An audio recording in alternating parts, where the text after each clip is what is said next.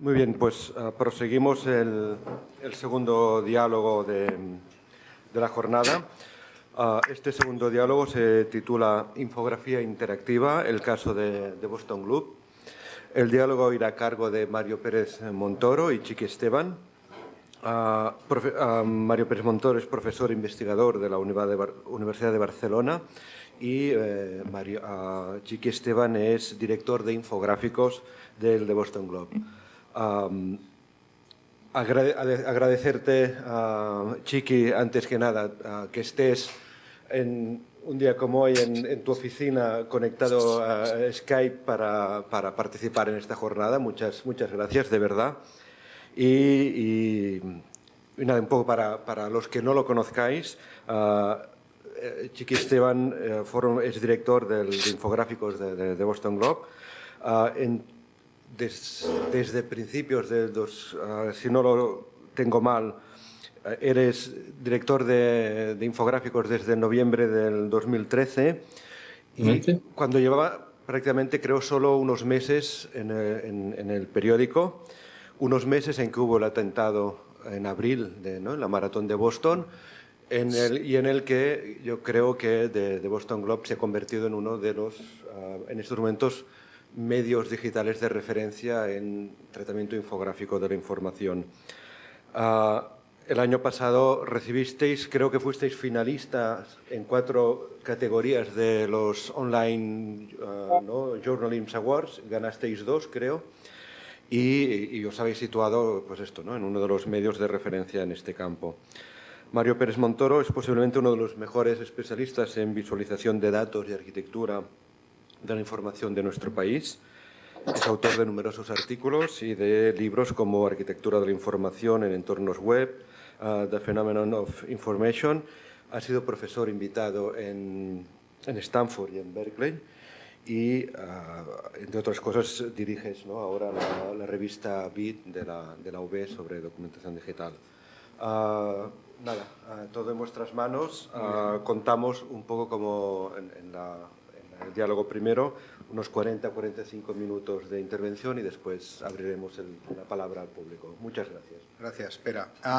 Bien, comienzo agradeciendo a Chiqui que esté al otro lado de los bits, o no sé, como llega hay un cable, creo, que une Europa con Norteamérica, por donde circulará todo esto.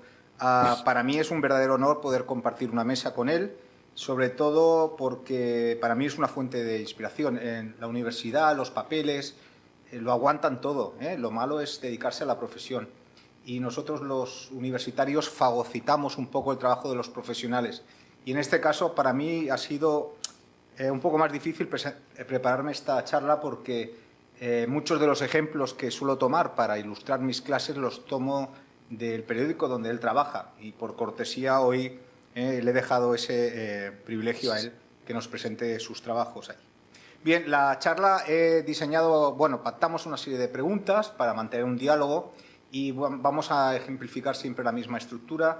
Os voy a presentar la pregunta en esta transparencia que llevo y vamos a dar paso primero a Chiqui para que nos explique cómo él entiende esas cosas y yo luego también diré la mía.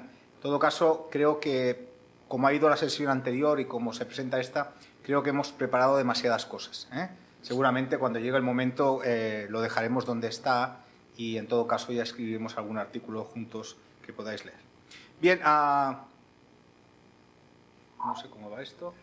Sí, la primera pregunta es, no hay nada más práctico que una buena teoría y es un poco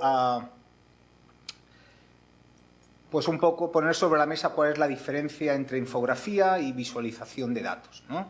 Parece ser que hay muchos especialistas que las identifican como sinónimos y otros especialistas, en cambio, planean o presentan diferencias entre los dos tipos de representaciones visuales.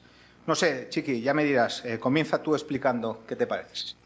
Bueno, primero de todo, muchísimas gracias por invitarme, a toda la gente por atender y a vosotros por contar conmigo. En cuanto a esa doble vertiente que siempre se habla de infografía, visualización, yo no soy un experto teórico, no sé exactamente cuál será el origen de las palabras. Yo puedo hablar un poco de cómo lo lo distingo yo y cómo lo distinguimos aquí en el Globo y en otros sitios donde he trabajado. Para mí la visualización es parte de la infografía. La infografía es la explicación visual y la visualización de datos es una manera de hacerlo. Entonces, cuando yo hablo de visualización o cuando hablamos aquí de visualización, para mí es coger todos los datos y presentarlos de alguna manera visual. Y la infografía es el trabajo que se hace después de hacer esa visualización más comprensible, más explicable y todo el trabajo posterior. Eso no quiere decir que no trabajemos o que no se trabaje con visualización pura. Ahora mismo estoy mostrando, no sé si veis allí bien, un ejemplo de lo que para mí es un ejemplo de lo que nosotros hacemos con visualización pura. Esto es algo que hacemos todos los años en el que mostramos cómo han sido las temperaturas, precipitaciones y todo en Boston. Entonces, en este caso nosotros simplemente cogemos los datos, los lanzamos y dejamos que la gente juegue con ellos y saque sus propias conclusiones. Para mí esto sería una visualización, aunque hay un trabajo detrás para hacerlo comprensible, pero al final es un lanzamiento de datos que digamos que a veces funciona, aunque parezca que es como la manera más simple. Nosotros intentamos de todas maneras siempre darle un paso más en cuanto incluso cuando queremos dejar a la gente que juegue libremente con los datos, intentamos decirle, bueno, pero te voy a dar una guía para jugar con los datos. Entonces, esto es para cuando se iba a elegir el Papa, una manera de visualizar todos los cardenales que había, todos los candidatos. Entonces dejamos que la gente dijera, bueno, quiero ver solo los jóvenes o quiero ver todos los de África o quiero ver los argentinos que no estén retirados. Al final uno de ellos salió Papa, como podéis ver por el icono. Aquí ya le damos una guía a la gente para empezar a jugar. Incluso decimos, espérate, aparte de lo que tú puedas ver, te voy a sugerir cosas que creemos que puede ser interesante. Pues en el Boston Globe igual te interesa ver cuáles tienen relación con Boston o cuáles son los insiders del Vaticano y puedas jugar con ellos. Te damos la lista y aparte pues algunas claves. Esto ya sería un siguiente paso. Y luego, sin embargo, nosotros, como tenemos esta doble vertiente de papel y online, a veces es más fácil dejar en online la visualización para que la gente juegue. Esto es un ejemplo de quejas que ha habido en Boston durante un año. Entonces, cada queja que la gente mandaba, por alguna razón, al ayuntamiento o a distintas instituciones, quedaba aquí. Nosotros entendemos que la gente lo que quiere es acercarse a su barrio, a su bloque donde vive y ver las quejas que ha habido en ese bloque. Y puede ir viendo, pues, si vive aquí, pues se ha quedado un poco colgado. Si vive en Westminster Street, pues qué tipo de quejas ha habido aquí. Eso en papel no lo podemos hacer porque no sabemos en qué vecindario va a vivir o en qué calle va a vivir la persona que lea el papel. Entonces, y dar una visión general tampoco nos parecía, porque como habéis visto al principio, bueno, va un poco lento. Al final, el mapa que te sale casi es que ha habido quejas en todo Boston. Claro, entonces aquí nosotros optamos por una infografía basada en visualización de datos. Por ejemplo, en el que vamos mirando pues los tipos de quejas, qué barrios son los que destacan y analizamos esos datos de alguna manera, pues por categoría, los días que ha habido más quejas, por qué ha sido. Y aquí vemos pues que los días con más quejas son normalmente por tormentas de nieve, como fue el huracán Sandy o el que se llamó Nemo. Que en el centro hay más quejas también porque vive más gente, pero que las residenciales o las de infraestructura son por barrios más pobres, etcétera. Ese es el tipo de infografía en el que nosotros, el paso que damos de la visualización a la infografía.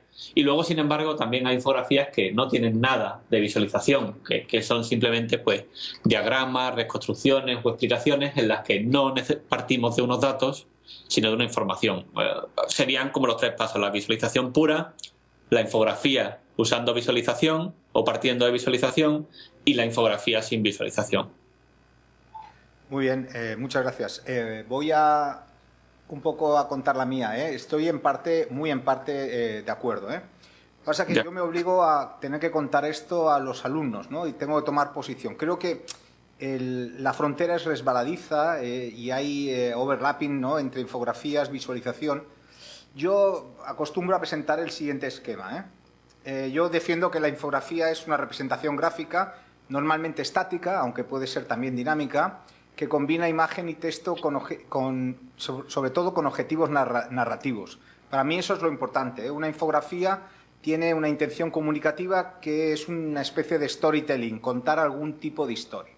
No sé, he identificado algunas infografías clásicas. Por ejemplo, tenemos infografías en Leonardo da Vinci, en el 500, bueno, esto es el 600, ¿no?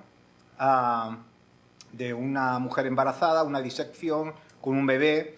Tenemos también la típica infografía de cualquier diario, ¿no? La ascensión al Everest, que son contándote la historia de cada uno de los pasos que dieron los escaladores, las dificultades, etcétera, etcétera. Y luego encontramos infografías, muchas por internet, están muy de moda ahora, ¿no? Pues que es un content curator, ¿no? Y aquí incluso se pueden identificar también, se pueden incluir también visualizaciones de datos, no solamente imágenes, como tú bien decías anteriormente.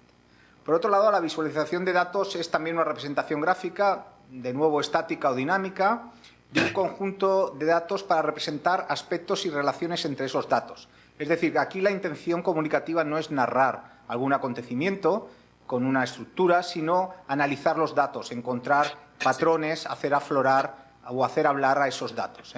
No sé, aquí he puesto algunos ejemplos. La tasa de paro por tramos de edad, este sería un ejemplo.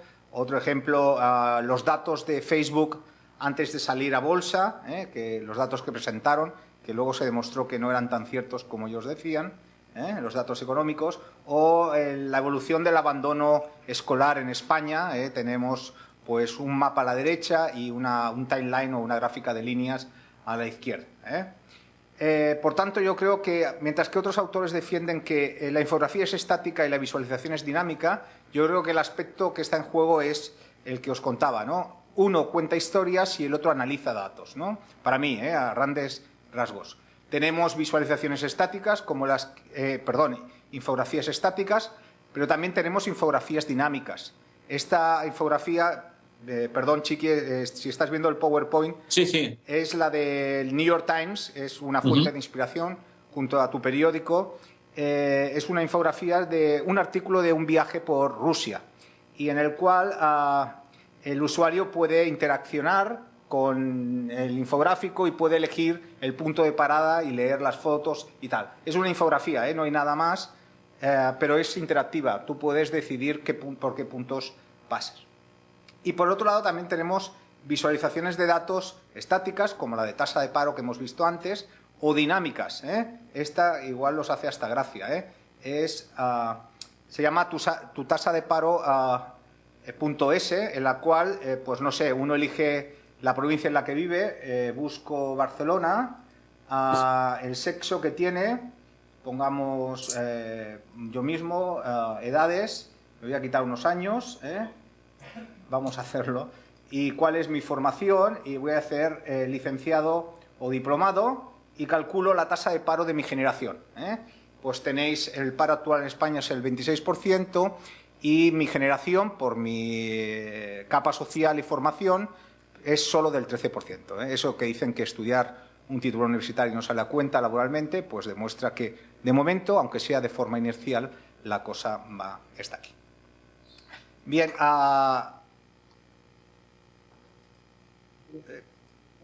y hasta aquí. Bueno, básicamente es lo que quería contar. La diferencia viene más por la intención comunicativa que tienen. La infografía es contar una historia y la visualización analizar. Bien, pasamos, si te parece bien, a la segunda pregunta. La segunda pregunta era un poco identificar, desde tu óptica, y luego intervendré yo, cuál es la tendencia actual de visualización de datos, ya sean interactivos y también estáticos, en los medios de comunicación, sobre todo en los cibermédicos. Cuando quieras, Chiqui. Pues yo la tendencia que veo ahora mismo es que estamos viendo... perdón, un segundo, que tengo justo aquí el redactor jefe de eso, ¿no? Me está sonando. Yo la tendencia que veo ahora mismo es que se está un segundo, porque si no... Cógelo. Hi, then. Hi, I'm in a video conference. No, I can just write you. Okay, thank you. Sorry. Perdón. No, go ahead. Que está aquí. Bueno, yo veo que ahora mismo la tendencia que se está dando es que estamos tendiendo a simplificar, o sea, a ayudar más al lector. Que al principio nos estábamos fascinando mucho por la herramienta en el que podíamos visualizar todo y darle al lector toda la facilidad de hacer cosas y que ellos mismos se construyeran su propia aventura, y que, sin embargo, los medios ya están pasando esa etapa y están intentando editar más esos gráficos y dar facilidades. Un ejemplo para mí muy claro que fue, yo creo que empezó un poco fuerte esta ronda, digamos, el paso de eso fue este gráfico del New York Times, que en realidad es un vídeo. Os puedo contar un poco la historia de este gráfico. El New York Times quiere visualizar de alguna manera, ver uno de sus mejores jugadores, uno de los mejores jugadores de los Yankees, un pitcher que se llama Mariano Rivera, y quieren explicar por qué él es tan bueno. Entonces ellos empiezan a analizar sus datos, crean una herramienta súper complicada en el que puedes ver lanzamiento a lanzamiento, por dónde ha tirado, con qué fuerza, con qué velocidad. El lector puede ver todos los detalles de lanzamiento, filtrar por todas capacidades. Pero se dan cuenta antes de sacarlo que eso no vale para nada si no eres un experto en béisbol, y que la gente no va a llegar a entender por qué es tan bueno este jugador. Entonces ellos lo que acaban haciendo es un vídeo explicando por qué este jugador es tan bueno. Y lo que era una visualización, como hablábamos antes, un construye tu propia aventura con todos los datos y arréglatelas tú para entender por qué este jugador es tan bueno, lo convierten en una herramienta que incluso sin tener ni idea de béisbol eres capaz de entender. Entonces ellos van explicando paso a paso, pues, cuál es su técnica de lanzamiento, dónde lanza. Todo este vídeo que estáis viendo, os lo pongo, si no veo aquí para ponerlo más grande. Todo este vídeo que estáis viendo son ejemplos reales, o sea, son lanzamientos que de verdad ha hecho este jugador. Y entonces llega un momento en el que, después de irte explicando paso a paso cómo va, te explican cómo lanza las bolas, cuál es la diferencia de lo que ve un bateador cuando una bola es lanzada de una manera o de otra, y al final te van explicando por qué él lanza las bolas de una manera que el bateador tarda mucho en darse cuenta hacia dónde va a ir la bola, y por eso es tan bueno. Y ahora te hace la visualización de datos que ellos tenían preparada, la tienes aquí como parte del vídeo de una manera explicada. Estos son todos sus lanzamientos en el año. Entonces, eso es lo que ahora se está tendiendo a hacer. Esto es un ejemplo perfecto, yo creo, de lo que ahora se está tendiendo.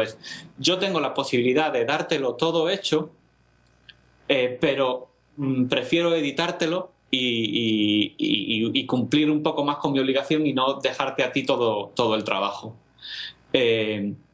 Para mí esa es la principal tendencia ahora en gráficos. Las otras grandes apuestas, digamos, ahora sería la personalización de los datos. Ahora que tenemos tanto acceso a redes sociales, a tal, pues gráficos que te permitan, pues, por ejemplo, sentirte recibiendo un Oscar, ¿no? Pues este gráfico que nosotros hicimos te deja la posibilidad de hacer tu propio discurso de los Oscars. Puedes agradecer a gente, escribir gracias mamá, o ponerlo random, escribir algún comentario político, o randomizarlo también utilizando ejemplos reales. Organizas como quieras ponerlo en orden, y esto crea tu propio discurso que puedes compartir con otros amigos, pero también a los 45 segundos, que es lo máximo que te da la academia, empieza a sonar una música y te echan, y sabes si puedes o no. Entonces, esa personalización también se está atendiendo mucho por el hecho de que estos son piezas muy compartibles en redes sociales, y que la gente va a forzar, digamos, a ayudar a que compartan tu pieza para enseñar lo que ellos han hecho y atraer nuevos lectores a tu web. No solo eso, sino que además consigues que la gente se quede mucho tiempo en la web creando su propio su propio gráfico, su propia historia. Esta es la música que te echa. Y aquí te da puedes tuitearlo, probar de nuevo, etcétera. Esto es porque hemos cambiado también la manera de vender un poco la publicidad. Antes vendíamos a cantidad y ahora vendemos casi más a tiempo. Y el hecho de atraer nuevos lectores desde fuera, que pasen un tiempo, que entiendan la noticia de otra manera, experimentándola ya mismos, es bastante importante. Y la tercera gran cosa, creo yo, es que ahora mismo, por lo menos lo que en Estados Unidos, no sé si en España ya se está notando tanto, nosotros ya tenemos más de un 50% de lectores en móviles. Entonces, nuestros gráficos tienen que ser primero móvil, tiene que funcionar mejor en móvil que en escritorio. Partimos de la visualización en móvil y luego ya pasamos al escritorio como segunda opción y no como se hacía antes. Eso lleva a que nosotros muchas veces un gráfico es totalmente distinto a como es en móvil que como es en escritorio, pero realmente siempre intentando atraer primero a la gente de móvil y diciéndoles, hey, si accedes desde un móvil, aquí nunca vas a tener una experiencia frustrante. O sea, que cuando te llegue un enlace desde Twitter al Boston Globe, sabes que vas a poder ver algo y funcionar con ello y no funcionar. Entonces, resumiendo, las tres es, primero los móviles, mayor personalización y explicar las noticias de una manera jugando. Como decía el Deputy Graphic Director de New York Times, le gustaba decir que ellos hacían los gráficos para Barry y Lisa Simpson. De manera que Lisa Simpson fuera capaz de sacar toda la información de ese gráfico y entender la noticia, y Bart al final acabará entendiendo la noticia por medio del juego, de jugar y de divertirse. Y la tercera, lo que decía, eso es una mayor edición de la visualización de datos y transformarla más en infografía, con lo que hablábamos antes. Muy bien. Totalmente de acuerdo con las tres características que tú marcas. Yo me he centrado, para no solaparme, con la fascinación un poco también de la tecnología, y he querido poner sobre la mesa unos datos y unas propuestas que han aparecido. Me remonto a principios de los 2000 a Hans Rosling, que es un profesor de medicina social o de medicina comunitaria sueco. Se inventa una empresa que se llama Gapminder, en el cual desarrollan una tecnología que aquí tenemos un ejemplo, que es, él le llama literalmente Trendalizer, una especie de representación de tendencias. Sí, dejadme que entre un momento y lo vemos. Esta es la página web y es una herramienta que te permite hacer, seguramente la conoces, Chiqui, por ejemplo, visualizar la tendencia de la evolución por países estoy visualizando ahora la tasa de adultos con síndrome de inmunodeficiencia y el nivel económico del país. Tú puedes luego seleccionar por países y tú le das al play y puedes ver la evolución. Es un poquito, a partir de los años, como el aumento del SIDA, por ejemplo, en los países más desarrollados con un alto income, con unos altos ingresos, tienen la menor tasa de paro, etcétera, etcétera. Esa herramienta marcó un antes y un después, al menos en las visualizaciones más técnicas. Por ejemplo, Google le compró esta herramienta en el 2007 y la incorporó primero como una herramienta autónoma en lo que conocemos hoy como el Google Drive. Le llamaban Motion Chart, y ahora es una parte del Google hoja de cálculo, una de las visualizaciones que te permite esa visualización dinámica. Bien, este tipo de visualizaciones han tenido una correspondencia en los medios. No sé, os voy a poner una visualización de The Guardian muy famosa, que seguramente conocéis casi todos. Es una visualización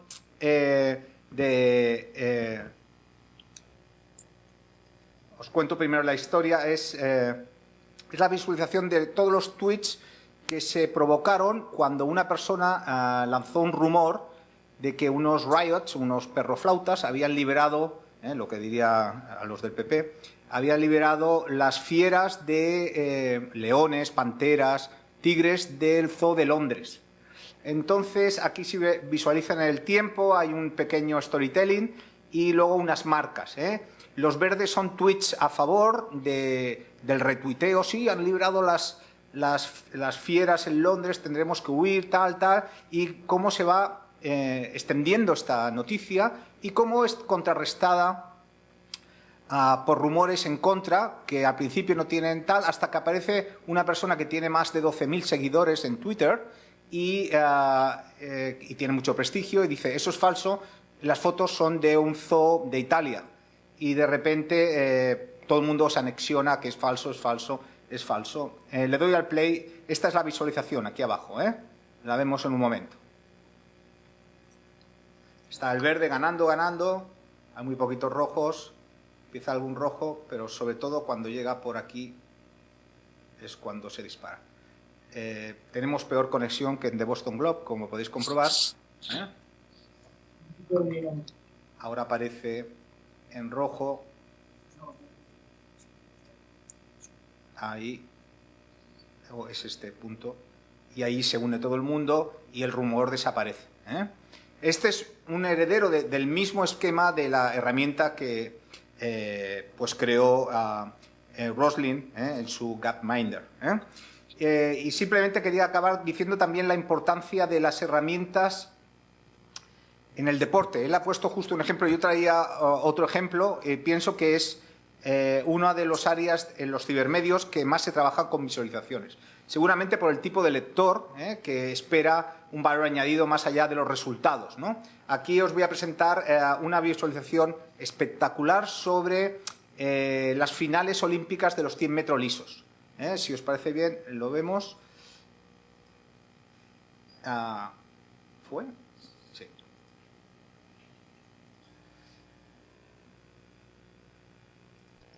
Bien, le doy al play.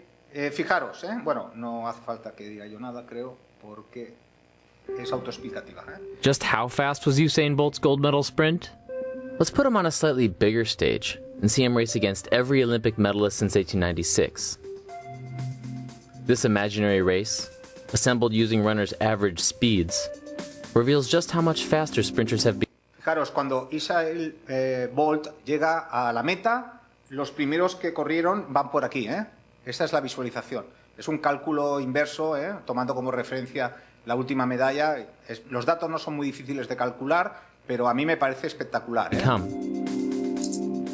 A few lanes over, we see another Usain Bolt, who dominated the field in Beijing in 2008. Almost 10 feet back, Carl Lewis, gold medalist in Seoul in 1988. Por ahí va Carl Lewis. He won in 1984 too, one of just a handful of sprinters on this track twice. As we go further back in time, we pass more of the fastest sprinters in history. Jim Hines, the first man to break 10 seconds in the Olympics. Jesse Owens, who won 4 golds in Berlin in 1936. Imaginaros. Archie Hahn, the Milwaukee Meteor, who won 3 events in 1904. And finally, near the end of this track, we have Tom Burke, who won in Athens in 1896. Algunos nobles que pasaban. His time, 12 No seconds, os voy a entreteneros. Luego compara unos niños de 8 o 12 años cómo correrían hoy y ganarían a estos primeros medallistas. Bueno, está bien. Luego analiza por qué Bolt gana y lo compara con una persona adulta y nosotros corremos tirados hacia adelante y este señor corre en recto y eso le permite tener unas zancadas más largas. Bueno, espectacular. Un poco eran las 3 cosas que quería mostrar respecto. Bien, si te parece bien, Chiqui, pasamos a la siguiente pregunta. Es un poco qué tipo de visualizaciones, ya sea interactivas o también estáticas, soléis manejar en vuestras redacciones, cuando quieras. La verdad es que no tenemos una tipografía definida. O sea, yo creo que lo bueno también de esta redacción y de las cosas que se están haciendo es que no hay una clasificación. Por supuesto sí que hay, como las grandes diferencias serían los charts, que digamos que son las gráficas estadísticas básicas, barras, pie charts, o sea, tartas y todo ese tipo. Y por otro lado estarían los mapas, que tenemos grandes mapas y localizadores. Y ya a partir de ahí intentamos ser lo más libre posible. Incluso hay veces que no queda muy clara la diferencia entre lo que es un diseño y lo que es un gráfico. Y de hecho intentamos hacer un poco eso, porque para nosotros es importante tener esa libertad para poder inventar cosas nuevas. Si al final nos encorsetamos, pues había cosas, pues por ejemplo, que hemos hecho nosotros, como esto es un ejemplo de estos Oscars en los que teníamos las fotos que nos iban llegando de agencias y podíamos pues añadir un zoom para que la gente viera pues con los vestidos en detalle, etcétera, etcétera. Aunque aquí también se le llamó el gráfico de los escotes, pero bueno. O cosas que podrían ser diseños, pero pues como estas es un especial sobre lo traduciría como los bostonianos más estilosos, que puede ir por ellos, ir viendo, y la idea era un poco pues también que fuera totalmente responsive, como, o sea, adaptable a móviles, a tabletas o a la altura que fuera. Entonces, no tengo una clasificación para llamar a estas piezas. Para nosotros lo que sale de un mapa o de un chart, ya a partir de ahí intentamos borrar los límites, porque si no, no seríamos capaces no tendríamos esa libertad para crear algunas cosas que nos quedan fuera de la clasificación. Si esto es un gráfico, es una tabla de fotos, es tal, la verdad es que no lo sé. La verdad es que activamente intentamos huir un poco de clasificaciones. Muy bien. Bueno, yo en la transparencia había presentado la típica clasificación que yo presento a mis estudiantes. Oh my God. Skype murió. Solucionamos ese problema antes. Es que está con tu cuenta. No, Skype. Tienes que ir a Skype.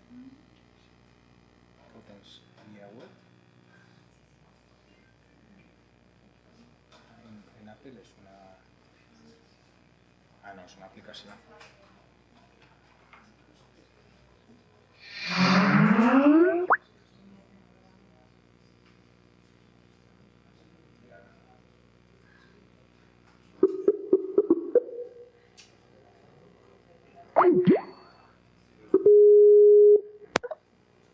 Hola. Hola, ya está, que se cortó. Ya estamos aquí de nuevo. Comparte pantalla.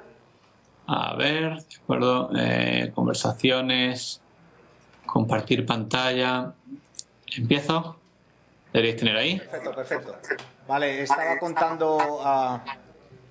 contando la clasificación típica. Voy a ir muy rápido. Sí. Por un lado tendríamos las infografías, estas storytelling. Luego tendríamos las tablas, que son la cenicienta de esta historia, que nadie le dedica tiempo, y yo creo que muchas veces una parte importante de las visualizaciones se podían resolver con una tabla y de una forma más comunicativa, ¿no?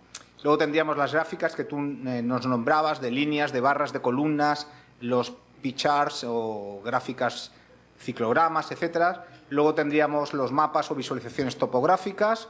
Luego las visualizaciones mediatizadas, que son productos audiovisuales de consumo más o menos cerrado. Simplemente el usuario puede marcar el ritmo de consumo, pero poco más.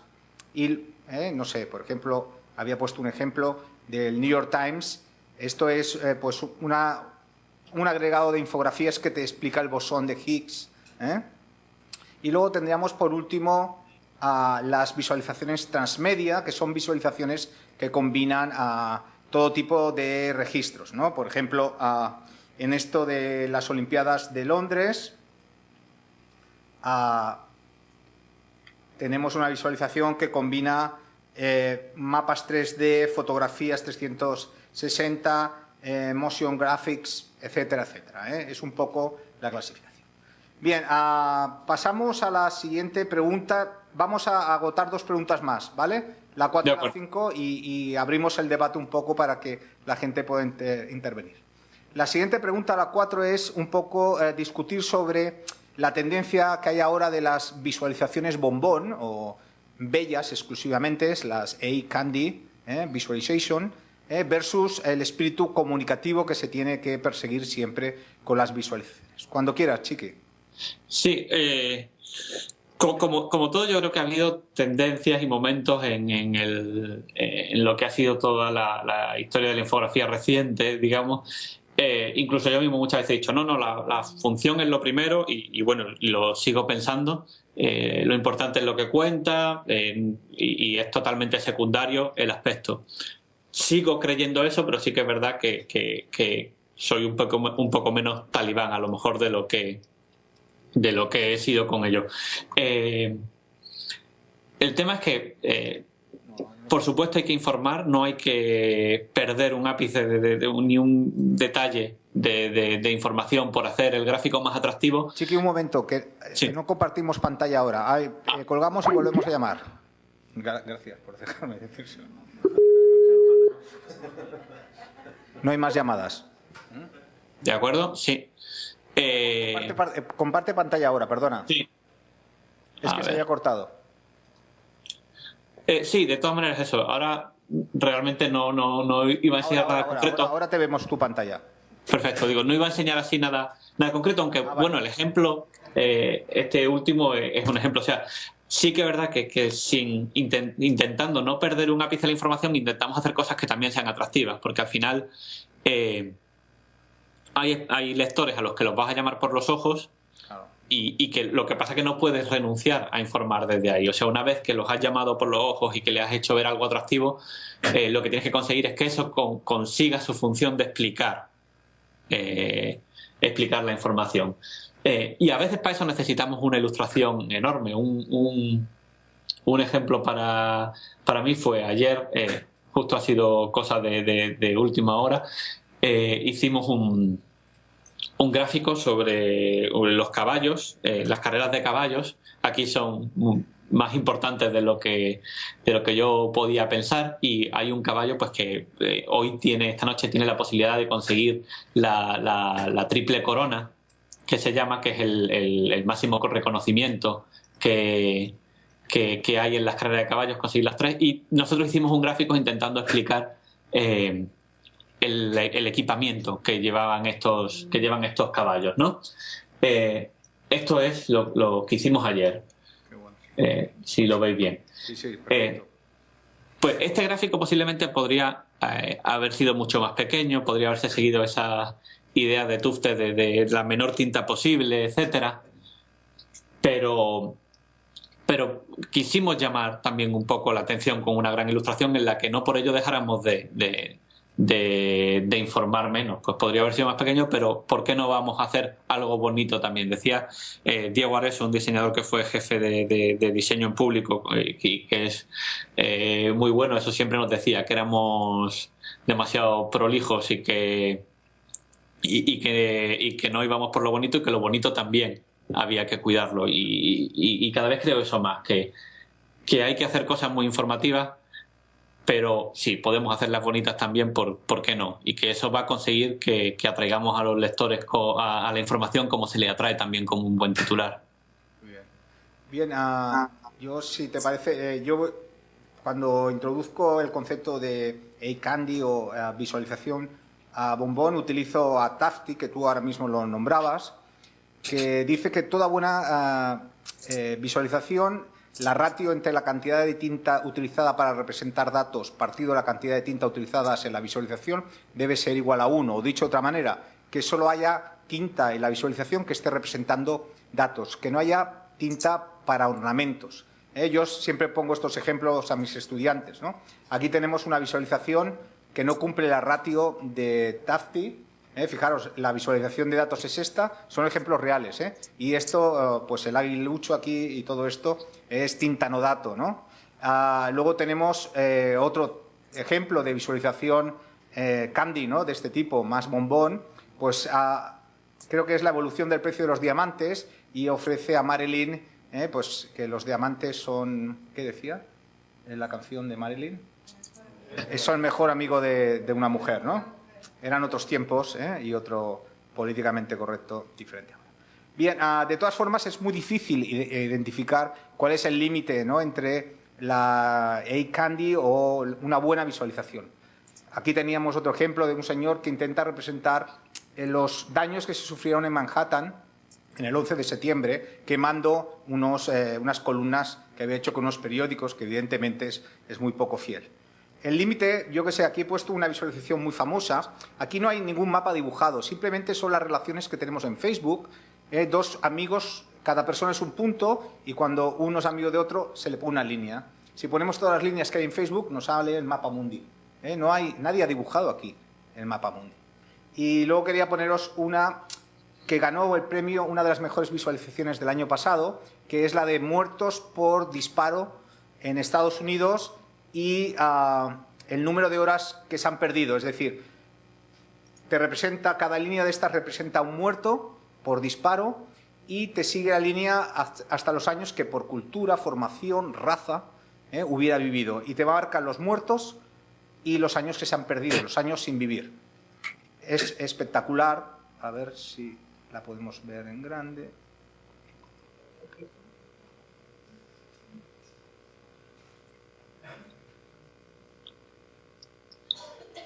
La persona está viva, le pega un disparo y continúa en blanco hasta donde hubiera vivido si no le hubieran disparado.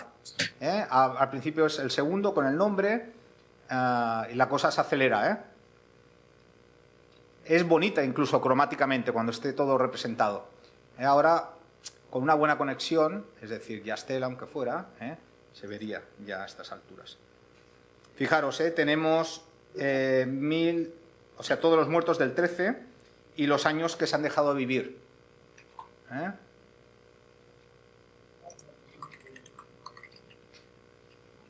Vamos por los 800 muertos.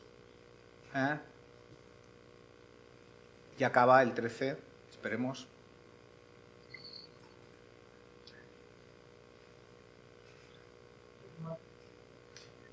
Yo la encuentro muy bonita cromáticamente, con estos rojos degradados. Estamos en marzo, queda mucho, todavía vamos a pararlo. Si clicamos a uno de ellos, es que no se puede parar, tiene que llegar hasta finales. Creo que son 8.000 personas que murieron. No me acuerdo ahora. Sí, April. Bueno, sí, ahora lo pararé. Si clicáramos cualquier línea, nos saldría el nombre, la edad y la noticia de periódico que dio cuenta de su muerte. Se te abre otra ventana del navegador y sale pues The Boston Globe, The New York Times o The Mercury, cualquier periódico local sobre el tema. Bien, pasamos si te parece bien, a la última pregunta, Chiqui, es un poco ¿qué función puede jugar el interactivo en los cibermedios actualmente? Cuando quieras. Bueno, lo primero que os quería contar para explicaros esto es, no sé si conocéis, perdón porque pongo siempre ejemplos del Boston Globe, pero me es más fácil hacerlo porque es lo que conozco y cómo puedo explicar las cosas, pero nosotros tenemos una doble estrategia web. Tenemos dos webs. Tenemos boston.com, que es totalmente gratis y es dirigida a la comunidad, es un servicio muy comunitario. Las noticias más ligeras también van aquí, llenas de publicidad, etcétera, con temas pues que jamás irían en el Boston Globe. Y luego tenemos bostonglobe.com, que sería la web de pago, donde pues incluso el diseño, como veis, es totalmente distinto, es mucho más periódico, de papel y los temas son digamos mucho más serios. Gráficos solo tenemos en bostonglobe.com. ¿Por qué? Porque entendemos que el gráfico es un valor añadido de gran valor que debe ir detrás del pago. Esto no significa que nunca hayamos hecho gráficos para boston.com.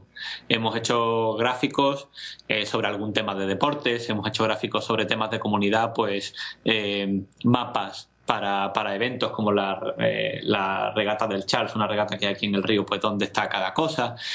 Ese tipo de gráficos de servicio van en nuestro sitio gratuito porque entendemos que ahí el gráfico puede tener una función de crear comunidad, pero el gráfico que creemos que es algo informativo, que es un plus, que es algo, creemos que es algo pues que merece la pena pagar, y es una de nuestras estrategias para conseguir que la gente pague, porque ofrecemos algo distinto, y esa es la función muchas veces también del gráfico, el explicar la información de una mejor manera, de una manera distinta y que es un extra.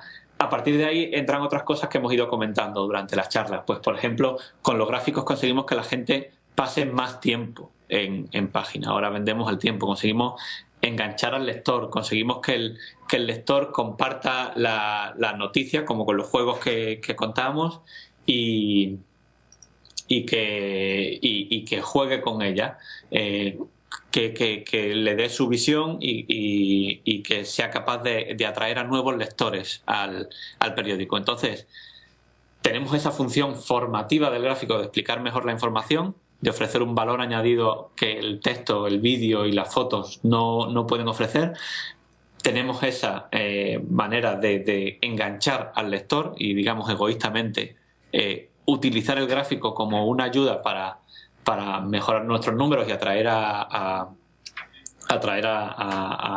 anunciantes que quieran anunciarse directamente en un gráfico, porque pasa mucho tiempo. Por ejemplo, una de las cosas donde la gente pasa mucho tiempo en el Globe, y no es un gráfico, es en nuestro crucigrama interactivo. Pues eso es fácil de conseguir un patrocinio si tú le dices al anunciante que todos los días nuestro crucigrama tiene tantos visitantes y la gente pasa 12 minutos de media haciendo el crucigrama, porque sabe que la gente va a estar allí, va a estar viendo su anuncio, que no va a ser un banner que va a pasar.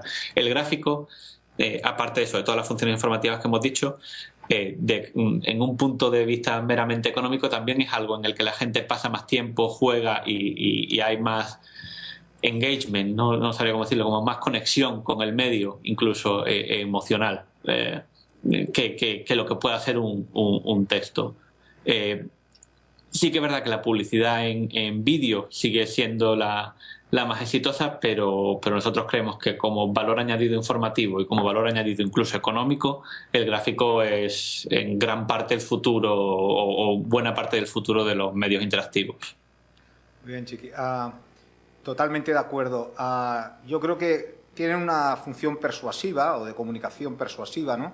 De captar clientes. Por ejemplo, aquí he capturado lo que me dijo preparándome esta charla cuando llevaba un rato interaccionando con la web del New York Times. Me dijo, atención, este es tu último artículo libre para este mes. Eran artículos con visualizaciones.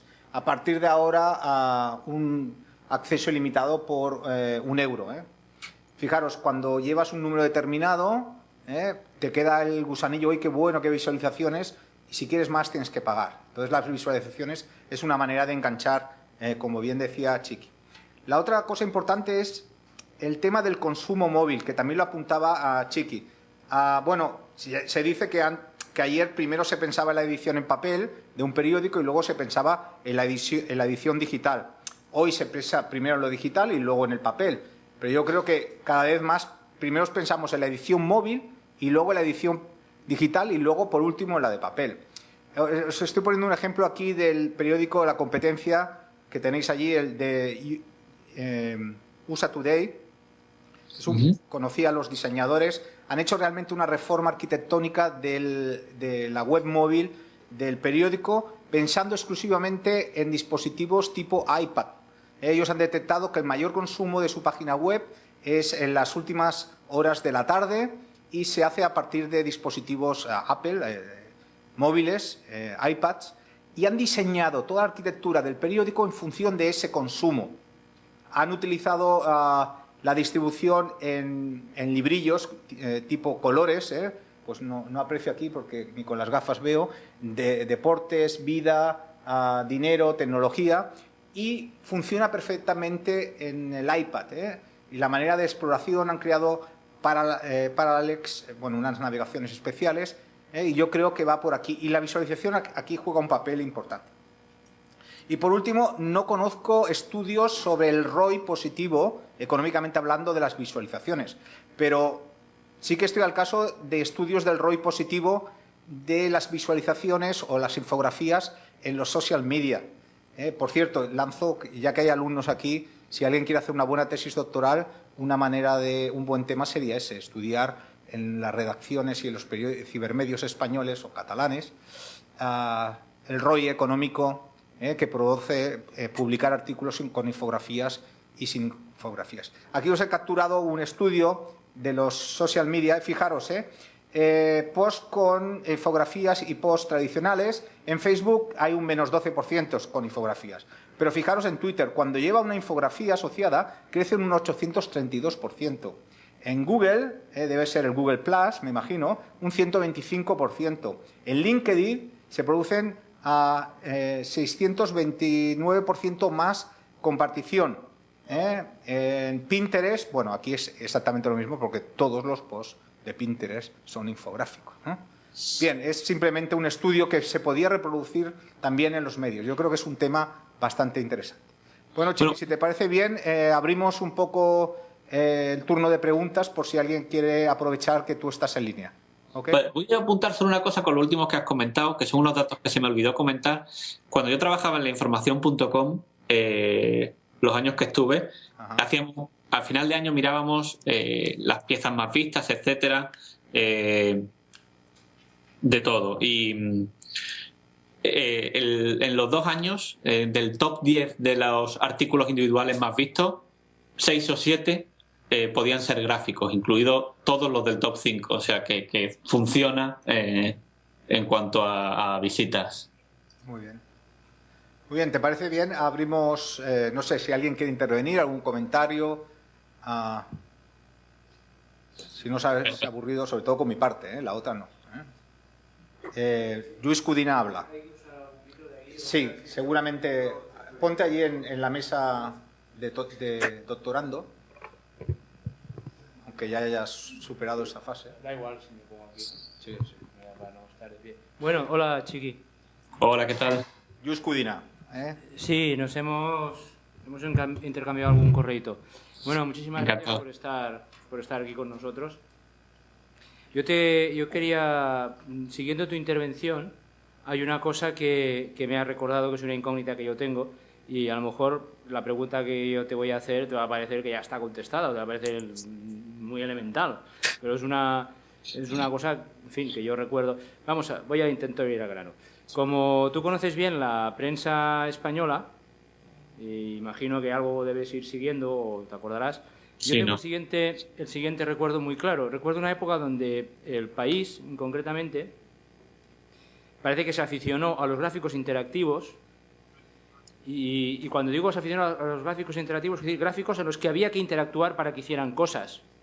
Y progresivamente fueron desapareciendo, hasta su total desaparición. Siempre me he preguntado por qué. Claro, puede ser una pregunta muy naif, muy inocente. Es decir, ¿por qué? Porque deben ser muy caros de hacer, porque la gente no los usa, porque a la gente no le gustan las cosas complicadas. Bueno, era esta idea. No sé si tú si te estás familiarizado con esta idea, ¿no? Como de que al menos en algún medio de comunicación de referencia, los interactivos han ido desapareciendo, sin más. Bueno, eso, incluso el caso del País, te lo puedo explicar exactamente todo lo que pasó. El departamento de gráficos del País fue uno de los primeros departamentos de gráficos online del mundo. De hecho, yo creo que el primero fue el del Mundo.es y de ahí ficharon a la gente del País y concretamente a Rafa Hor. Y el departamento de gráficos del País eran Rafa Hor y ahora no recuerdo su nombre. Christian Werf, y eran buenísimos, hacían unos gráficos interactivos muy buenos. Christian Werf montó su propia empresa. Rafa Hor se acabó yendo del País y fue jefe de gráficos de The Sunday Times en Inglaterra. También tenían a Carlos Gómez, lo acabamos fichando en La Información, ahora está en 20 minutos, y ahora hay gente dentro del departamento que intenta hacer gráficos interactivos, pero prácticamente es que no existe departamento de gráficos interactivos. Entonces, por eso se han dejado de hacer, simplemente porque no tienen gente que los haga. Eso pasa en muchos sitios. Un infografista acaba cobrando al final, acaba siendo más caro que un redactor porque hay mucha más gente haciendo redacción que gente haciendo gráficos online. Es un puesto muy especializado. Y el infografista español es está bastante bien visto. De hecho, tú miras las redacciones de los periódicos estadounidenses y en los departamentos de infografía de los grandes periódicos casi todos hay infografistas españoles. En New York Times teníamos a Shaquín González, que venía del Mundo.es, que ya no está porque lo ha fichado National Geographic de jefe de gráficos online. Yo estoy aquí en Boston Globe, pero en Washington Post hay 2 o 3 españoles. En el jefe de gráficos de Los Angeles Times también es español y trabajaba en El Correo. Casi mitad del departamento de gráficos de National Geographic es español. Y ejemplos que ha mostrado ahora Mario de gráficos de South China Morning Post. Ahora mismo el jefe de gráficos de South China Morning Post es español. ¿Por qué hay menos gráficos en España? Porque los infografistas se han ido yendo. Y es un doble problema, no solo que ya no estén esos, sino que encima la gente que podían formar ya no las van a formar porque están fuera. Y encima en un momento en el que los periódicos están intentando recortar costes, y cortar costes en infografía es fácil porque son costes más altos de la media y costes que muchas veces se piensa de, bueno, pues si no va con gráficos, de todas maneras la noticia sale, con que tengamos textos y fotos, el periódico sale. Y yo creo que esa es una de las cosas, no es que se haya perdido interés en los gráficos, hay mucho interés en los gráficos, lo que no hay es gente que los haga. Está muy bien. Bueno, entonces aquella idea de montar el máster sobre infografías la tiramos adelante, ¿no? Sí, sí. Sí, hace falta. Pero, sí. yo le digo a mis estudiantes cuando llegan, todos quieren ser o Amenábar, ¿no? Director de cine cuando llegan a comunicación audiovisual allí en la UB, o quieren ser gabilondos, francinos, periodistas avezados con poder de influencia y tal. Y yo le digo, ¿por qué no son infografistas, ¿no? Seguramente si apuestan por ese camino, la vida les sonreirá más, pero no sé. Sí, no, trabajo hay. A mí me cuesta encontrar gente muchas veces. A mí me piden gente de medios en España y fuera de España. Oye, ¿conoces a alguien? Digo, ahora mismo no conozco a nadie. Claro, para este puesto en concreto porque requieres esto, esto y esto. Conozco a gente que hace esto, gente que hace lo otro. ¿En algún comentario o pregunta más? Pera va a preguntar algo más. Pasa a la sala. Hola, Chiqui. No, solo quería comentarte, preguntarte. Has comentado que estáis dando prioridad al móvil. Mario ha apuntado, ¿no? El Today, el iPad. Quería preguntaros si vosotros contempláis o habéis contemplado, siendo un medio de pago, si en algún momento habéis contemplado la creación de aplicaciones para iPad, o si tenéis en este sentido alguna política sobre responsive design o crear aplicaciones cerradas para iPad, o si tenéis alguna línea en ese sentido. Sí, el Boston Globe tiene una apuesta muy clara. Fue el primer medio del mundo en aplicar el responsive design completamente a todo el sitio. Entonces, el responsive design, por si hay alguien que les suena de nuevas, consiste en que el medio se adapta. O sea, nosotros no hacemos una edición de móvil, una edición de iPad y una edición de web.